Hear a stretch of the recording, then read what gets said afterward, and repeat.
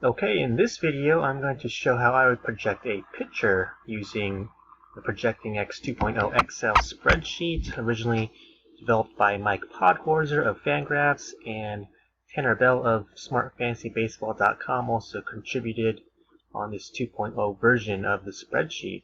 And so, once again, this is my own customized version of this spreadsheet, and so this is not the original file. And so the picture we're going to project is the one and only, the man, the myth, the already a legend, Clayton Kershaw. And so we got his stats up here already, so I'm just going to filter this so that only Kershaw is showing, just so I don't enter information in the wrong row of cells. So there he is. And so the first thing we're going to project for Kershaw is his games and games started. And so obviously he's been a pretty reliable pitcher in terms of health. He just missed that beginning of 2014. It started on the DL and missed about a month. Then came back with a vengeance and won the Cy Young. And so I'm going to project him for 33 games and games started. Once again this season, he's just a beast, and he's good for 7+ innings per start, like all the time. And so, speaking of which, innings pitch per start, this takes a little guesswork here. So we got the games started column filled out. But then the innings pitched per game start column is a formula based, and so we're just gonna guess around until we get the number we want in this column right here, innings pitched per game start. And so I want to project Kershaw for definitely over 7 innings per game, and probably somewhere around 7.15 to 7.2 innings per start. And so I'm just going to enter some numbers here until I find what I'm looking for in the innings pitched per game start column. So 7.12, I'm just going to go one tick higher to 236. So we're at 7.15 innings pitched per game start for Kershaw. Might sound a bit ambitious, but this guy can certainly do it. So then we'll go back over here to complete games and shutouts. These are pretty difficult categories to project, and they're only in this spreadsheet because it's part of my formula for my fantasy points formula up here in these 2 leagues that I'm commissioner of. They're points-based leagues, and so we do count complete games and shutouts as bonus points in those leagues. And so right here you can see that he's averaged 4 complete games and 2 shutouts over the last 3 years. And so I would say he's going to have at least 2 shutouts and at least 4 complete games. And so, I'm going to up it and say he has 5 complete games and 3 shutouts. I just think he'll have a pretty monster year. And so that's going to involve a lot of complete games and shutting down opposing teams. So then we'll go over to the right here, and obviously he's not going to be saving any games since he's the best starting pitcher in the league, and so we can safely project 0 for saves and blown saves. And we'll go further right, and here we are at hit by pitch percentage. So we got a pretty low hit by pitch percentage here, and so we're just going to project it to be somewhere around his career rate. And so I'm going to go 0.45.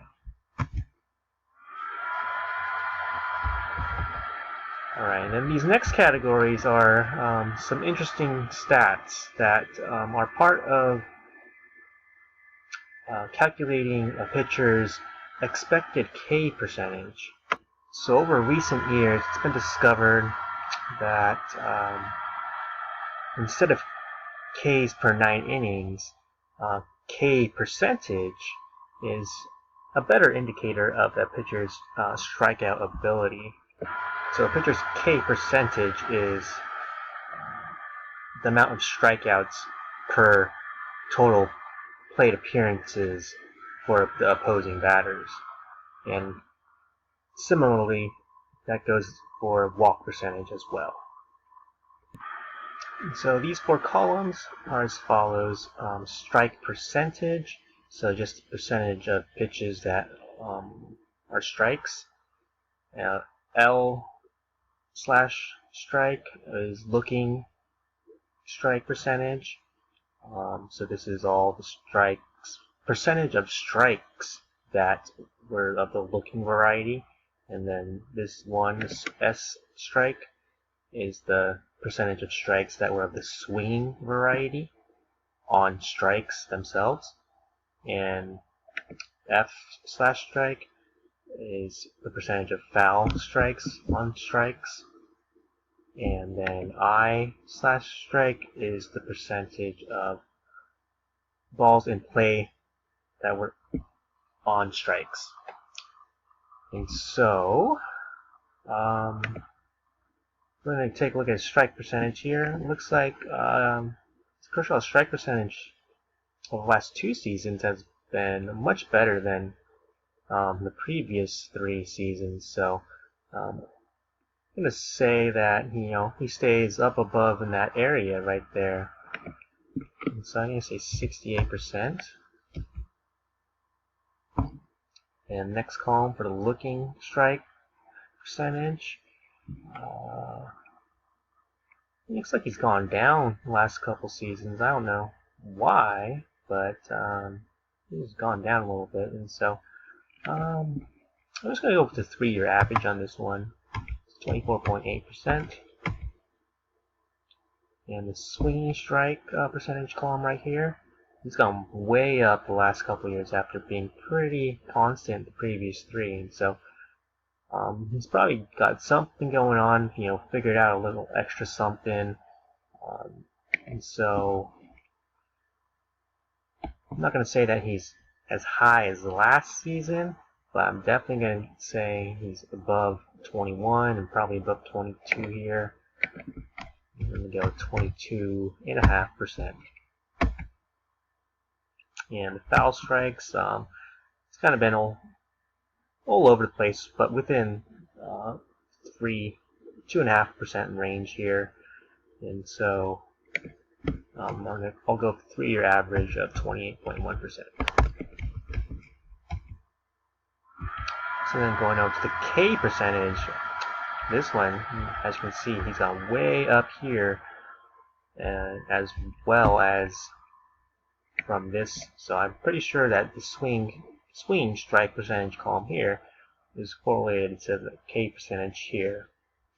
And so since I got him at 22.5 on the swinging strike, which was less than last year, I'm definitely going to put him at less K percentage than 33.8%. And so I'm going to go with 32%, so a tick above his 2014 mark.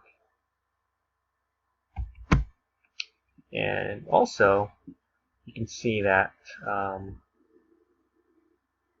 his expected K percentage, so the difference between 32 and 28.5 is 3.5%. And so, these last couple of years, he's kind of been in that same range of differential between K percentage and his expected K percentage. So this was a difference of 3.3%, and this was a difference of 4.5%. And so, whereas up here, previous 2 years, he wasn't as good at differentiating himself from his expected K percentage. And so, some pitchers, for whatever reason, they just have that ability to outperform or underperform their expected percentages. And so, gotta think that Kershaw's got something going on here to be able to exceed his expected percentages by a good amount. So then we'll go over to walk percentage here. And let's take a look here. So it's been under 5% the last couple years, which is pretty solid. And so, you know, I'm going to say he comes under 5 again at 4.8%.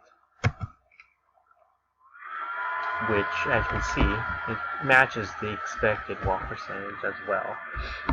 And so, what you can do, and so I'm just going to erase this for a second here, and 32%. And so,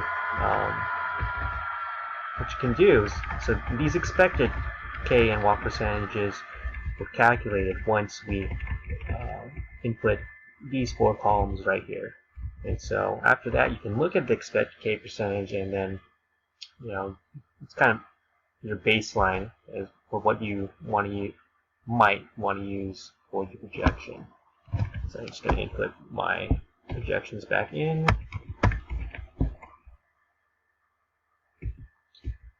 Okay, so then we go over to the right, and we'll go to the BABIP category here. So when looking at a player's BABIP or in projecting their BABIP, what I like to do is I like to look at the batted ball data, such as, you know, ground ball percentage, line drive percentage, fly ball percentage, and then the percentages over here: pole, center, opposite, soft, medium, and hard, just to see if there's anything within those numbers that might help us project the BABIP even better. And so what I'm seeing here for Kershaw is that he had some really low BABIP marks from 2011 to 2013 here, and then it went up in the last couple seasons. And so you want to see, it wasn't a huge increase, but it still went up, but you want to see what might have caused that. And so here you can see that his ground ball percentage went up as well, corresponding with the increase in BABIP. You know, a few percent, 3-4% increase in ground ball percentage. And so, you know, that could be an indicator of why his BABIP went up. And maybe he had some extra seeing eye grounders get through or something like that. And so I'm just going to go ahead and fill out the ground ball percentage portion of this projection before I do BABIP. And I'm going to put him at 50% ground ball percentage.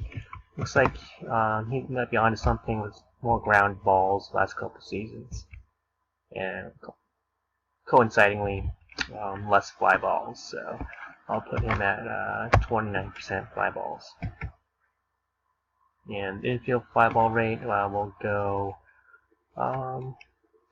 right around his career rate, well, 10%.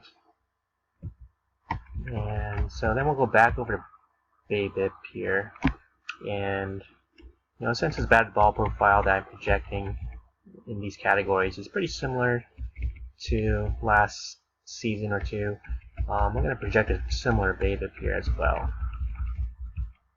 And 2.8.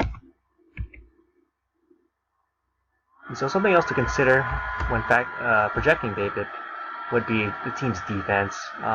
Obviously, if a team has a poor defense, they're going to allow more hits to fall into play, and so which affects the pitcher's BABIP. And so, you know, Dodgers' defense seems to be okay, not stellar in the infield, but okay, and so nothing to get too alarmed about. So then we're going to look at Kershaw's home run per fly ball percentage. Spiked up pretty high last year. Looks like an anomaly. I think he's going to come back down, and we'll say 7.2%.